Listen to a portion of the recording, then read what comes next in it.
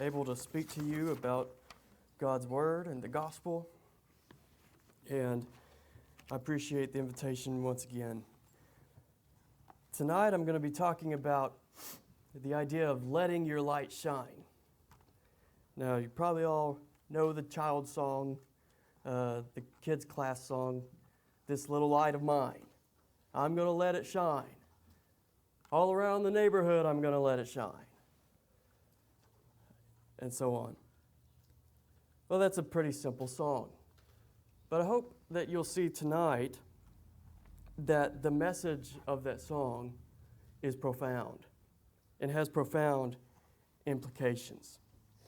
And so what we're going to do is we're going to discuss this idea of what it means to let your light shine, why it's important, and hopefully it'll help us understand that a little bit better. You know, you can probably imagine and remember a time that there was a day that you were probably not having the best of days. Maybe you were irritable. Maybe, just something wasn't going well. Or someone made you mad. Maybe a family member rubbed you the wrong way that day. Maybe someone was late to meet you and made your schedule get behind, put you in a bad mood. Whatever it is, you're in a bad mood. And then, out of the blue, someone that you did not expect says something kind to you, or edifying, or encouraging. It doesn't have to be a big thing. It can be just small things. And then just like that, your day's changed. You know, we use the phrase like, "You made my day," a lot. People use that phrase. And what they mean by that is, this today was kind of just a normal blah day, but this was really the highlight of the day, and this is what sticks with me as I go to bed at night, kind of. And so the idea is like making an impression on someone, influencing someone, affecting someone for change. Shining your light. So I have 3 points that I want to talk about letting your light shine. First, we're just going to show that it's an instruction, it's a command, it's an expectation of Christians that we shine our lights. Secondly, we're going to look at the effects or the results of shining our lights. And then thirdly, we're going to ask the question, how do we shine our lights? So we're not really going to define shining the light until the third point. We're just trying to first make the impression that shining your light is a command and it has great effects. So number 1, we must shine our lights. So look at Matthew chapter 5. Matthew chapter 5.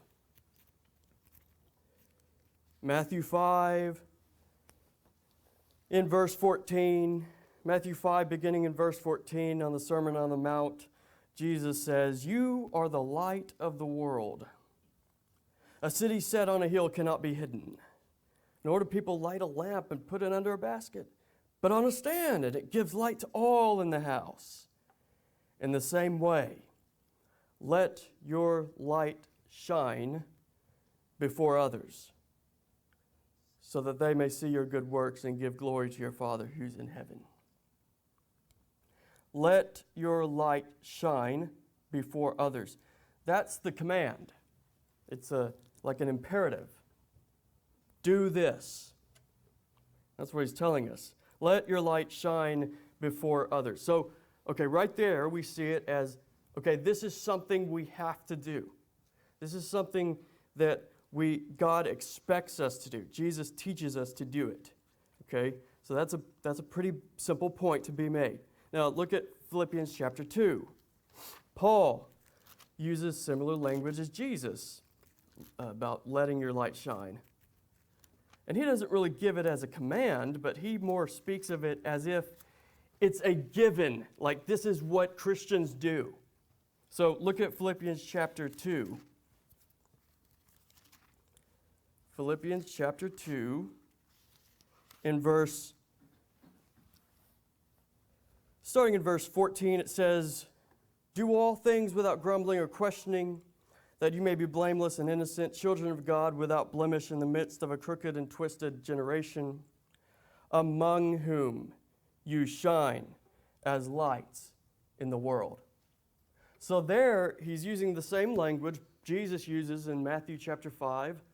And he's not giving a command to shine your lights. He is just stating that as if an afterthought, like this is what normal Christianity is supposed to be about. Shining your light is supposed to be a given characteristic of Christians. And then another place, Paul uses a similar metaphor, a light metaphor, to refer to Christians in Ephesians chapter 5. In Ephesians chapter 5, starting in verse 6, he says, "Let no one deceive you with empty words, for because of these things the wrath of God comes upon the sons of disobedience. Therefore do not associate with them, for at one time you were darkness, but now you are light in the Lord. Walk as children of light." So there, he doesn't just say, hey, make sure your light, like your light's something that you have apart from yourself. This time Paul describes light as who you are. You are light. It's part of your identity. And you think about what light, the idea of light is. How is light useful to us? Well, light is useful because when something gives light, it helps us see everything else. It's not so much about just staring at the light, but the light offers a function so that we can see everything. It exposes, it reveals. That's the nature of light. Similar with the sun. You know, you don't stare at the sun and think, man, that's where it is. No, the function of the sun is the light that it gives off, and then it illuminates everything so that we can live and walk around and without bumping into things, be able to see. Similar idea. You are light.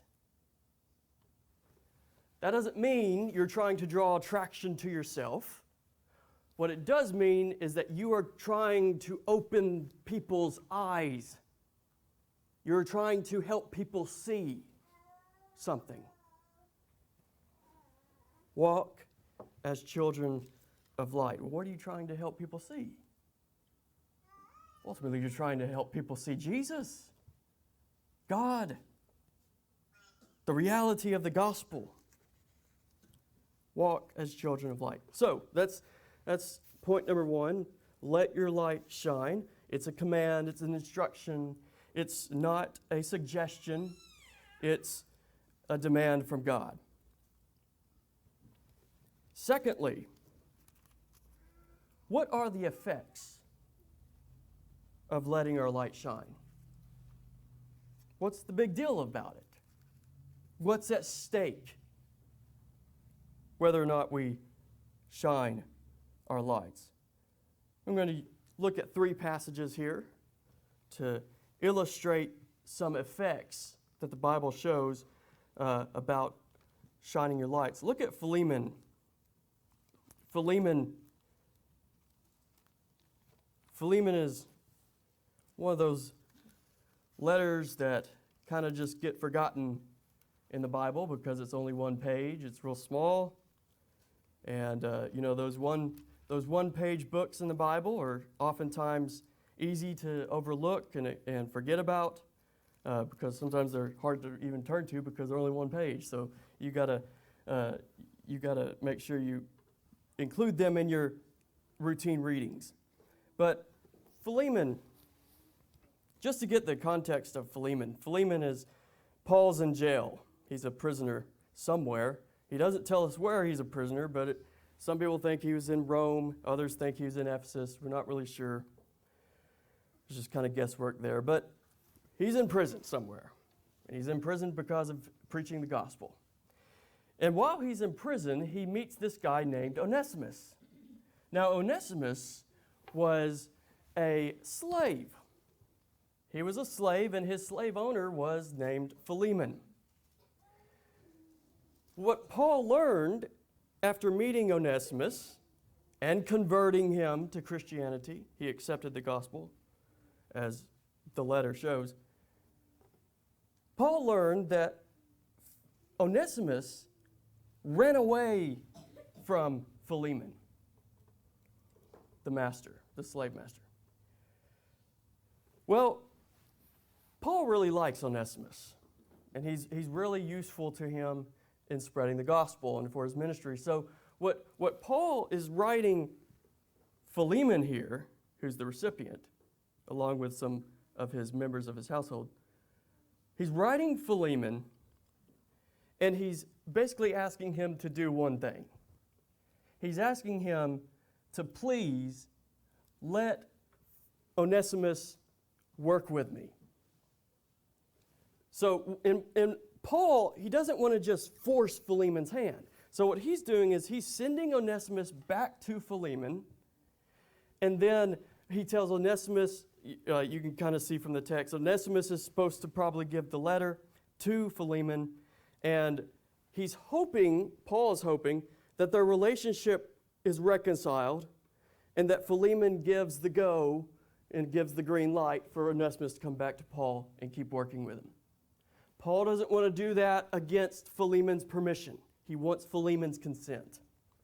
So that's kind of the big picture of the letter of Philemon.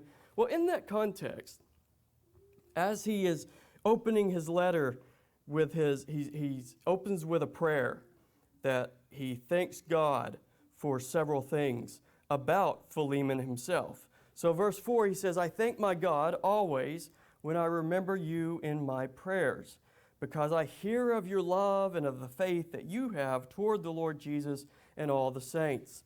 So just notice what Paul's doing here. He's kind of describing Philemon like, hey, you've been a really good Christian. You have great faith. I hear all types of rumors that you are doing really well.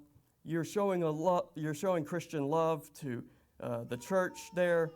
And then verse 6, he says, and I pray that the sharing of your faith may become effective for the full knowledge of every good thing that's in us for the sake of Christ.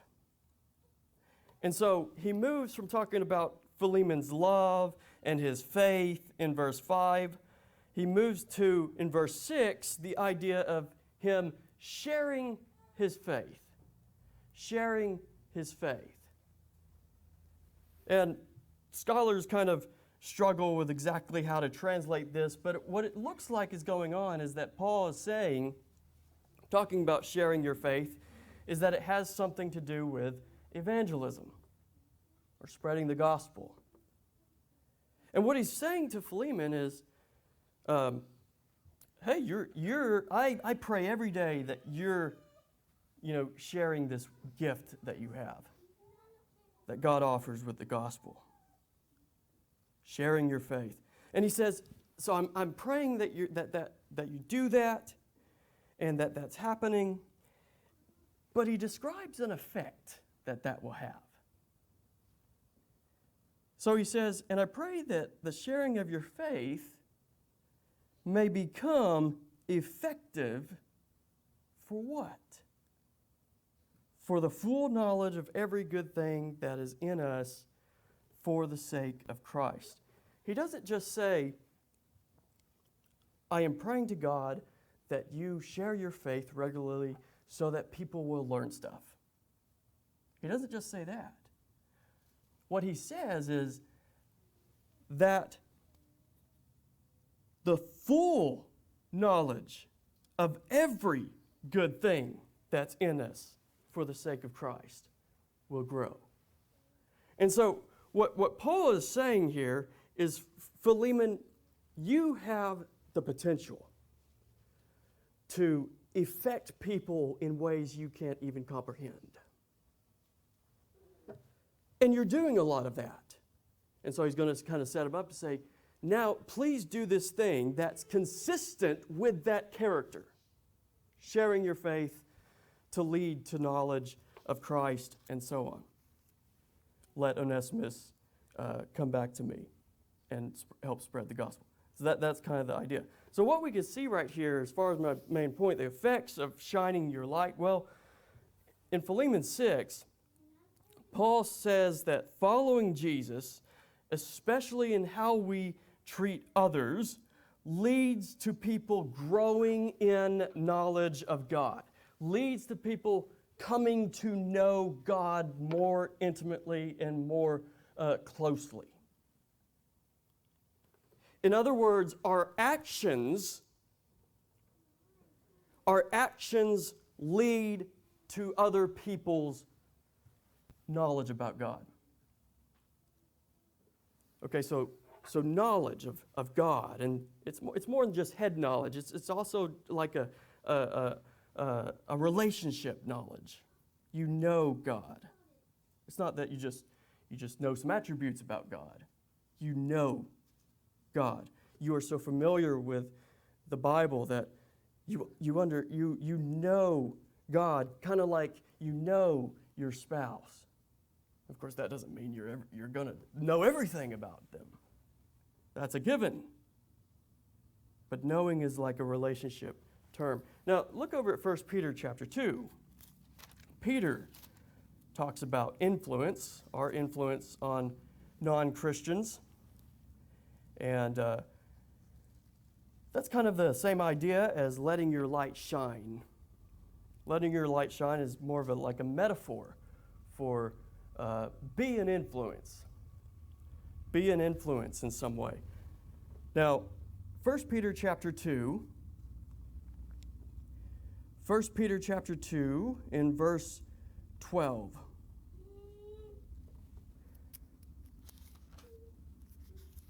First Peter chapter 2, verse 12, he says, keep your conduct among the Gentiles honorable.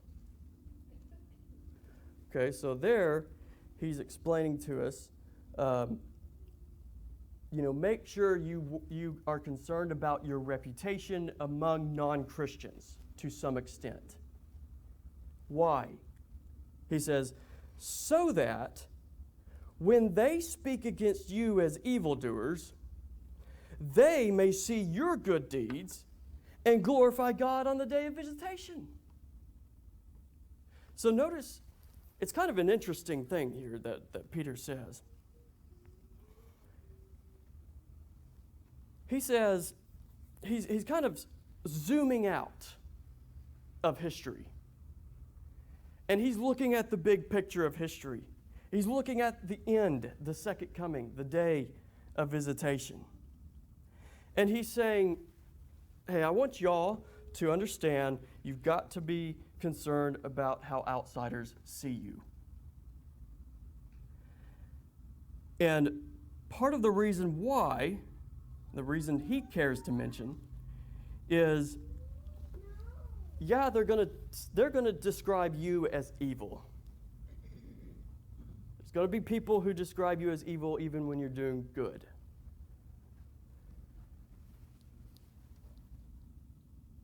And he's not saying, make sure you're a good influence to these people so that they will become a Christian or something like that. That's not his point, although that could be a result.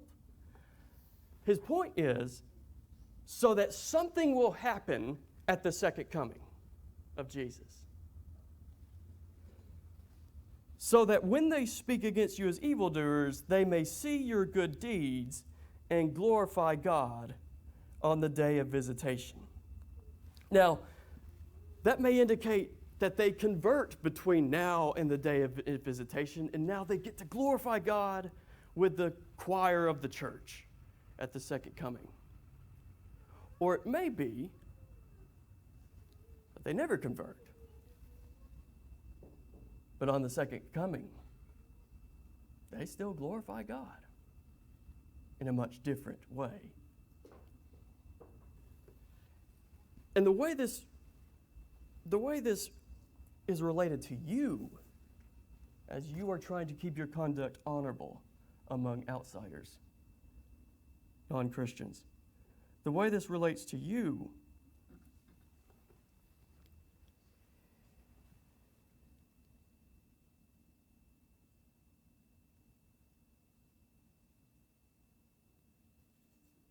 I just forgot my thought. I had a good thought, though.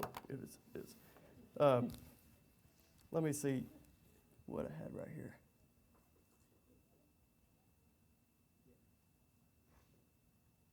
Okay, the way it relates to you is that they witnessed your good deeds, your behavior, your actions, your practice. They witnessed that, and at the end of the day, they really can't say anything about anything you've done bad. They might call you an evildoer, but when you get them to try to be specific, well, what specific things are they doing that's bad? I don't know. You kind of see this even in early church history, whenever Philo the Younger, or Pliny the Younger, Pliny the Younger was a governor and a Roman governor at the time, probably around the 110s. He wrote a letter to the emperor, Trajan, and he's wondering what to do with these Christians, because these Christians are just popping up all over the place, and he knows that some emperors have dealt with them more harshly, and some governors are doing this to them, and some governors are just hunting them out and trying to kill them all. He wants to know, well, what do you want me to do about these Christians, emperor? And he explains, he tries to explain what they do and what they practice. He says they gather on the first day of the week, and they eat just common meal, like a common bread and, common food. And the reason he says that, because there's a rumor that what happens at Christian meetings is that they're eating babies. They're eating babies because you can think about it like if you were at a restaurant as a first century Christian and you were talking about the Lord's Supper that y'all just ate. Man, I really liked this morning when we ate the body and blood of Jesus. And then someone overhears that. They're doing cannibalism over there. Well, somehow in the early church, rumors spread that they do, like they go behind these dark lairs and are cannibals in their ceremonies. Well, Pliny the Younger, he seems to be aware of that, and he says when I've investigated it, they just eat common food. There's nothing bad going on at their meetings. And then they sing a song to this guy named Jesus, as if he's a god. And then they promise not to be untruthful and to be just and to not lie and things like that. And so what Pliny is telling Trajan, the emperor, he's basically telling him, like, okay, there's all these rumors around that the Christians are really bad people, but when it comes down to it, I can't name an action that they actually are doing that's bad. And so he says, should I just hunt them down and kill them all, or should I just kind of lay low with them? And Trajan writes back, he says, well, just lay low, and if something happens and it's a big deal, then execute one here and there, but don't go hunting for them. Well, that's just an example, kind of as actual historical example, I think, of with this idea of they speak against you as evildoers. The Christians were maligned in the first century. They were slandered. There are all types of myths about Christians going around their culture. They had to live with it. They had to live with it every day. Sly comments that people make as they're, in the marketplace.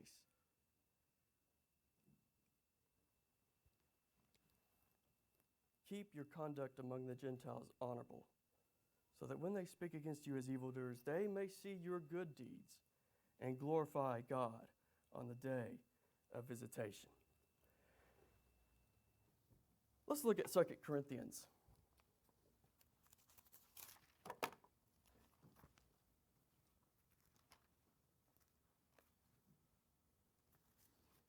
Second Corinthians in chapters 8 and 9, Paul is talking to the Corinthians, and he's trying to encourage them to make sure that they give the money that they were going to give for the Judean Christians who are apparently going through a hard time at this time of his writing, whether they were going through a famine or something like that.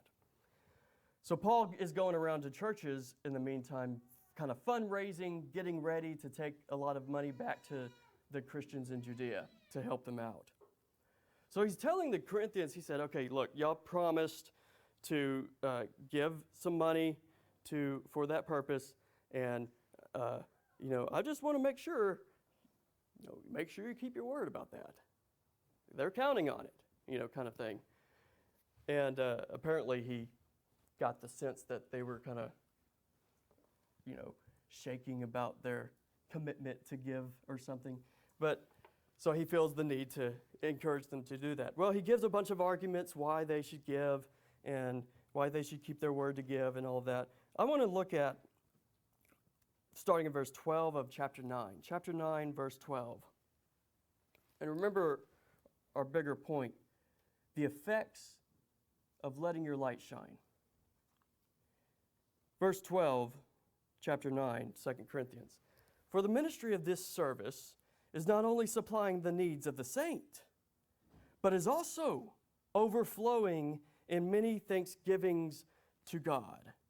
By their approval of this service, they will glorify God because of your submission flowing from your confession of the gospel of Christ and the generosity of your contribution for them and for all others, while they long for you and pray for you because of the surpassing grace of God upon you. Thanks be to God for his inexpressible gift.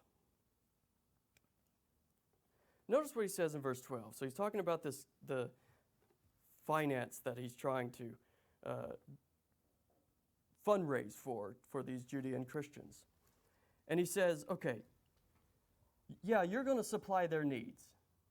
They're going to get food, they're going to get clothing, they're going to get shelter. They're going to get their basic needs that they need from this money. Yeah, that's going to be a result. But he doesn't emphasize that part. So he says, it's not only supplying the needs of the saints, but is also overflowing in many thanksgivings to God. And then he goes on to say that they're going to glorify God. The receivers of this gift are going to glorify God, and they're going to see your submission to God, and they're going to be so grateful. So I want you to see, here you have a situation where these people are going to donate some money to another church, and Christians to another church who are going through a hard time, to help them out. And Paul is saying, look, it's not just about the physical needs that are being met. Yeah, it's going to take care of their outward needs, but the main thing about it is what's happening internally with them. And by giving this gift to them, you are changing them from the inside out. It might be just a subtle change, but they are changing. And they are going to be more grateful. And they are going to be more enthusiastic about God's church and who God is and the gospel as a result of this. Letting your light shine.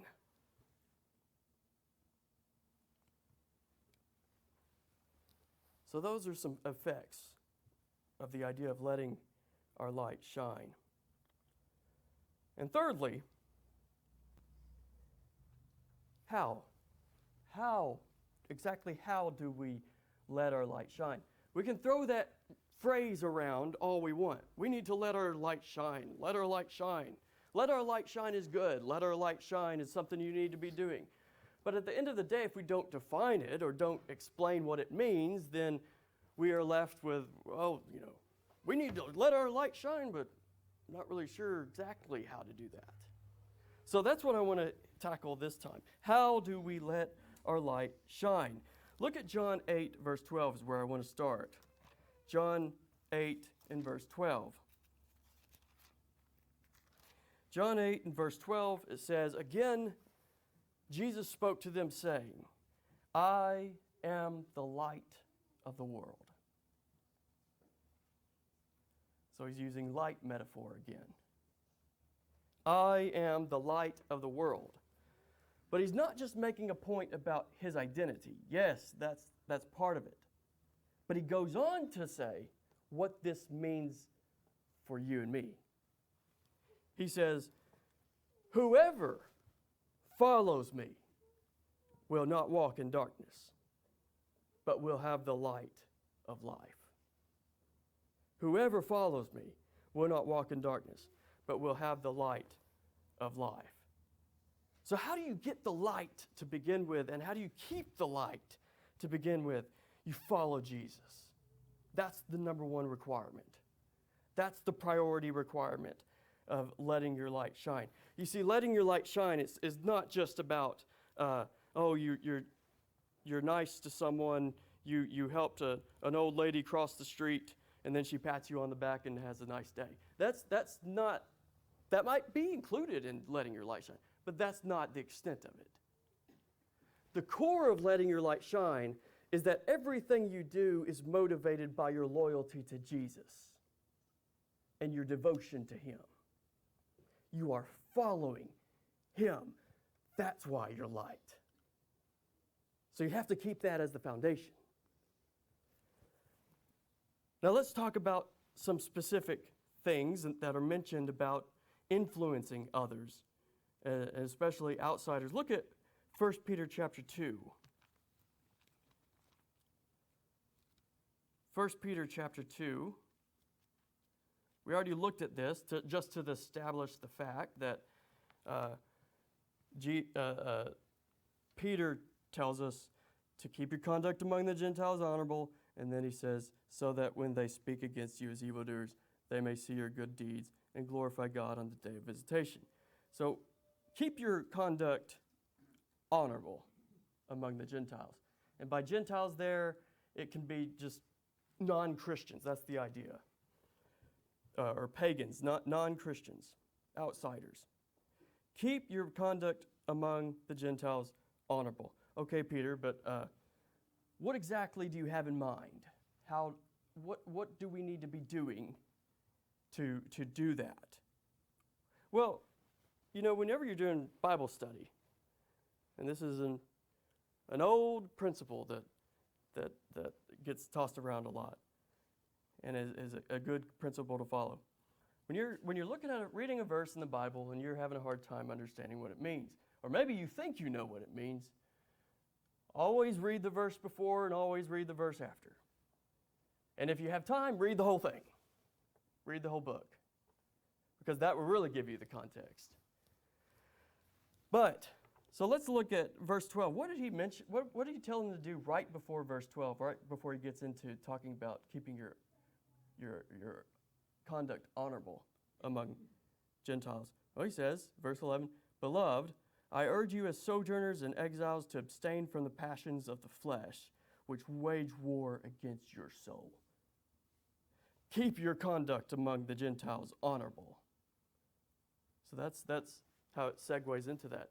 So what is he doing? He's bringing up sensual sin, lusts, passions, those kind of sin, sensuality, sexual sin, licentiousness, all those type of sensual sins, or you could say bodily sins, where we're just following our desires, our most harmful desires that we have. And so what you can see here is that Peter is highlighting the need to stay away from sensual sin and sexual sin. And a bigger reality of doing that is how it will affect and how it will look to outsiders. And sometimes I think that teaching is needed, because it's easy to sometimes think, some people fall into this type of thinking, is that, well, sin is basically just doing bad things to people. That's the main thing that sin is. It's just doing wrong or hurting others in some way. And so if I'm doing something and it's not hurting anybody, how is that sin? How can that be wrong? And so in that line of reasoning, a lot of people will kind of, explain away certain Bible passages about, especially involving sexual ethics and sexual morals. Well, the thing about sexual sin is even when you are doing it in private, and that's where sexual sin mostly happens, is in private. Even when you are doing it in private and no one is witnessing it, you might think this is not affecting anyone else. But it actually is. Because what you feed yourself and what you feed your mind and what you feed your heart, that will overspill in the way you conduct yourself and treat others around you. So what you do in your private time is habit forming. It's character forming. You're building thinking patterns. You're building your desires. And that's one of the reasons why sexual sin is so corrupting. Stay away from it. It wages war against your soul. Keep your conduct among the Gentiles honorable. So how do we let our light shine? Well, 1 Peter 2, verse 11, be sexually pure, be sensually pure. But then look at verse 13. So this is the verse that comes right after verse 12 about keeping your conduct among the Gentiles honorable. What does he get into verse 13? Be subject for the Lord's sake to every human institution, whether it be to the emperor as supreme, or to governors as sent by him, to punish those who do evil and to praise those who do good. For this is the will of God, that by doing good, you should put to silence the ignorance of foolish people. Notice what he's bringing up again, influence. That by doing good, you may put to silence the ignorance of foolish people. So I want you to see here that he brings up how our attitude toward the government, our posture toward the governing authorities. Why is that an important thing?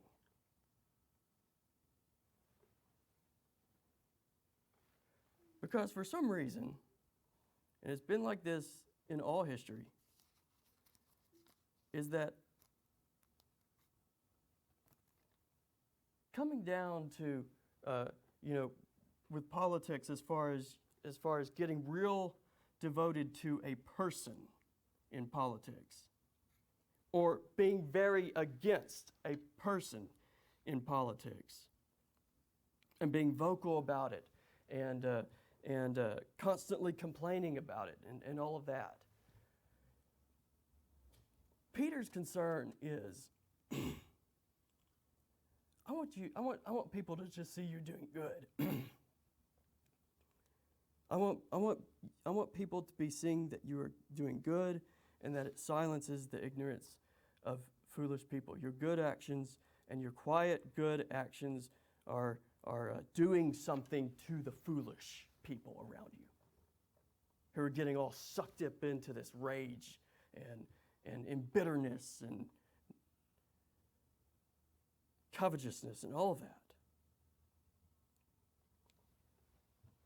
Of course, I don't think he's saying, stay away from politics, no matter what you do. I don't think that's the point. But the part of the point is, conduct yourself very carefully when it comes to politics because of the world watching you.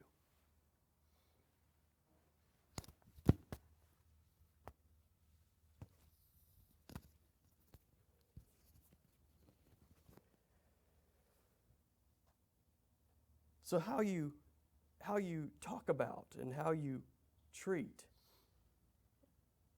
politicians is something that's hard to be consistent with. But Peter's telling us we need to do that, to let our light shine.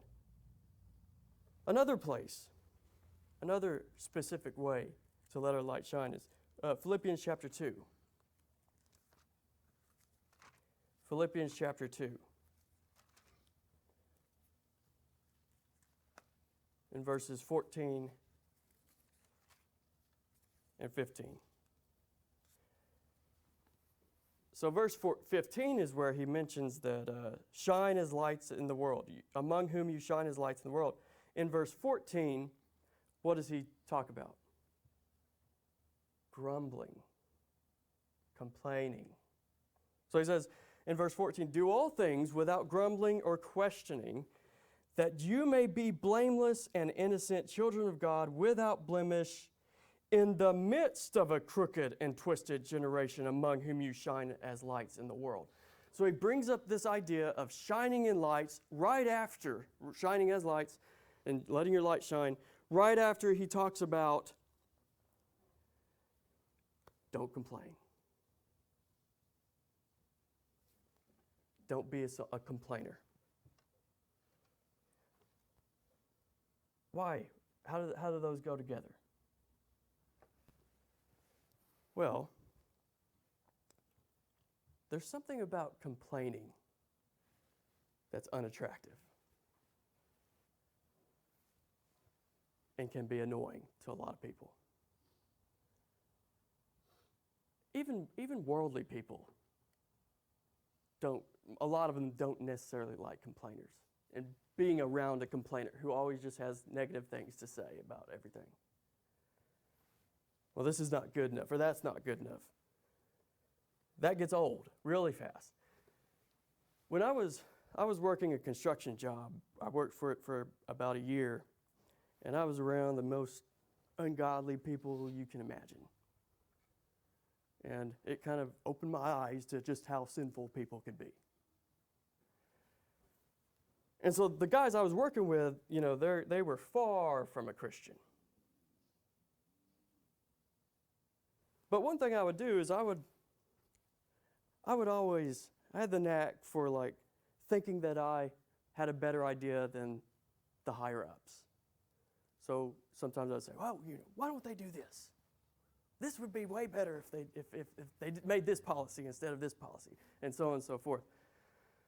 Well, after a while, one day, one guy said, man, you complain a lot. And that kind of just shook me, because I was like, he thinks I'm a complainer. I don't want to be a complainer. I don't want to be known as a complainer. But my point with that is, these guys are worldly people, and they don't like complainers. They don't like being around them. And so if you're a Christian and you're trying to spread the gospel through your actions and through your word, complaining is going to get in the way of that. Just daily, subtle complainings. Going to get away with that. So do all things without grumbling or questioning, that you may be blameless and innocent, children of God without blemish, in the midst of a crooked and twisted generation, among whom you shine as lights in the world. Don't complain and grumble. That's a way to show your light. Then I want to close with Matthew chapter 5. Matthew 5 is where we begin. Matthew 5 is where we'll end. Matthew chapter 5.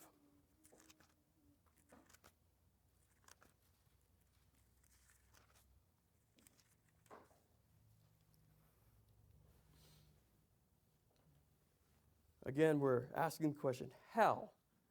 How do we shine as lights? So, in verse 16 of Matthew chapter 5, he says, "In the same way, let your light shine before others, so that they may see your good works and give glory to your Father who's in heaven." So, what's the specific word or phrase that he uses here to describe letting your light shine? Letting your light shine is like the metaphor. What's underlining the metaphor? It's what he calls good works. Good works, doing good works. Well, what's good works? Well, a lot of that, if you're reading the Bible, depends on the context. So good works in James chapter 2, in the context, it looks like he's talking about how you treat others, because that's what he brings up. That's what he highlights in chapter 2. In here, I think what he has in mind is all those characteristics that he had just mentioned. In verse 3, poor in spirit. In verse 4, those who mourn. Verse 5, the meek. Verse 6, hunger and thirst for righteousness. Verse 7, the merciful. Verse 8, the pure in heart. Verse 9, peacemakers. People who bring people together instead of pushing people away from each other. Verse 10, those who are persecuted for righteousness' sake. And verse 11, those who are reviled and persecuted and have all kinds of evil uttered against them falsely on Jesus' account. You are the light of the world. A city set on a hill cannot be hidden, nor do people light a lamp and put it under a basket, but on a stand, and it gives light to all in the house. In the same way, let your light shine before others, so that they may see your good works and give glory to your Father who's in heaven. I appreciate your good attention tonight. If there's anything that we can do to help you become a better Christian or become a Christian in the first place, you can let us know as we stand and as we sing.